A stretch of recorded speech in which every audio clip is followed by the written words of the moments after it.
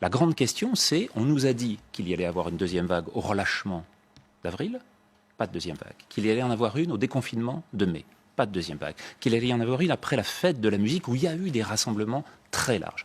Il n'y en a pas une non plus. Les clusters n'ont pas été suivis d'une augmentation de la mortalité. Or, une pandémie se mesure au taux, malheureusement, de patients qu'elle emporte. Et donc, sur ce plan-là, il faut bien voir. Et la question qu'on se pose, malgré tout, sur des changements qui vont être majeurs, des changements de société, si on n'autorise plus, si on ne laisse plus cette liberté d'interaction pour les jeunes générations, on va retomber dans ce débat à nouveau très largement, qu'est-ce que ça veut dire sur la façon dont on va dire que vous ne pouvez pas vous embrasser, vous ne pouvez plus être proches les uns des autres, alors que c'est à ce moment-là, et qu'ils sont les moins. Or, si on n'a pas d'effet actuellement du masque et qu'on n'a pas de réaugmentation de la mortalité, c'est bien parce que tout ce qu'on nous a dit jusqu'à présent n'a pas été suivi de la conséquence attendue. Il y a une réalité, c'est que des morts, il n'y en a pratiquement plus. On en a eu 17, justement, Justine Sago. Mais ce que l'on a, c'est qu'en fait, la moitié de la mortalité concerne des personnes de plus de 84 ans en France. Et celle-là attrape le virus le mardi et décède le jeudi. Donc en fait, sur la mortalité du printemps, cet immense tsunami qu'on a eu un taux extrêmement rapide, extraordinairement fort, extraordinairement puissant, et cette mortalité est arrivée très vite. Donc la mortalité est un vrai signe sur lequel on peut agir, on pouvait agir. Maintenant, on est dans une situation dans laquelle on a de plus en plus de jeunes asymptomatiques sur lesquels on voit aucun effet dans aucun pays d'Europe. À nouveau, vous l'avez vu sur un nombre de cas de pays comme la Belgique, l'Italie. Mais si on regarde la courbe européenne, on peut éventuellement la montrer là à l'écran, c'est exactement la même. C'est-à-dire qu'elle retrouve la totalité. On la voit ici. Vous avez à gauche la courbe européenne qui passe par ce pic fin mars, début avril, et la courbe française, incluant les malades en EHPAD, qui suit exactement la même chose. Et vous l'avez vu pour la Belgique, vous l'avez vu pour l'Italie, vous l'avez vu pour l'Espagne. Courbe-là, il y a des tas de nos téléspectateurs qui disent c'est fini, c'est terminé. La réponse à avoir maintenant est une réponse qui soit adaptée à ces chiffres-là. Tout ça, c'est intéressant ce qu'il dit. On va avoir des tas de vaccins, parce que ça semble quand même en prendre la voie. Mais comment on sait quel est le meilleur, lequel il faut prendre, lequel il faut acheter, est-ce qu'il faut faire un cocktail Ça va être compliqué. Il y en a plus de 120 actuellement qui sont en test, certains sur les mêmes cibles, d'ailleurs, sur l'ARN, sur les protéines de membrane, sur d'autres.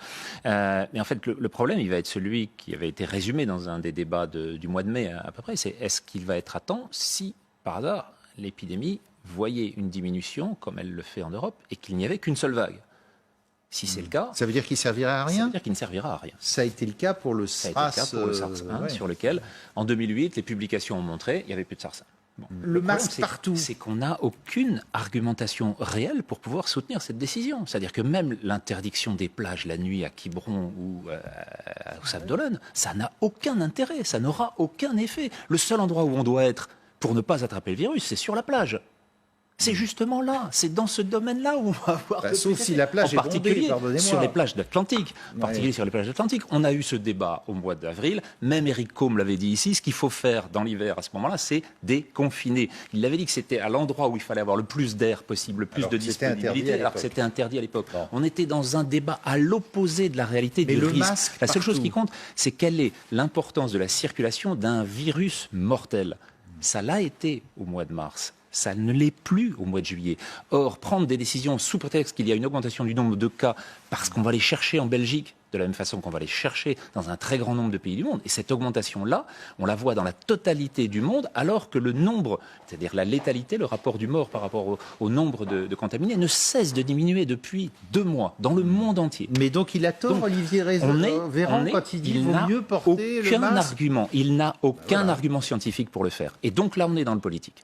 On est dans du politique qui est de dire, face à des situations, et vous le disiez il fait de la com.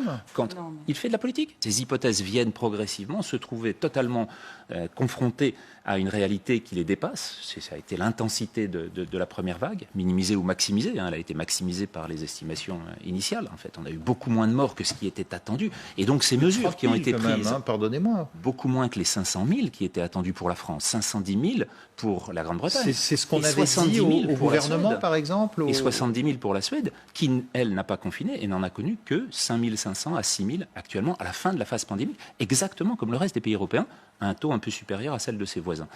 Mais par rapport à l'ensemble des éléments, ce qui a été considéré comme le point majeur, qui était celui de la préservation sanitaire coûte que coûte, à n'importe quel prix, finalement, c'est ce prix-là maintenant qu'on va avoir. Et les 70 millions de personnes qui vont passer sous le seuil de pauvreté, ceux qui vont subir les malnutritions et les famines dans le monde entier, puisqu'on a bloqué la moitié de l'humanité quand même. Ça veut dire que sur cet impact-là, on va avoir des conséquences qui seront... Vous êtes en train de nous dire on en a fait trop. Vous êtes en train de nous dire c'est sur ces plans-là que la réponse épidémiologique doit comprendre la totalité des paramètres qui sont en cause. Et c'était là où cette décision devait être suivie au jour le jour.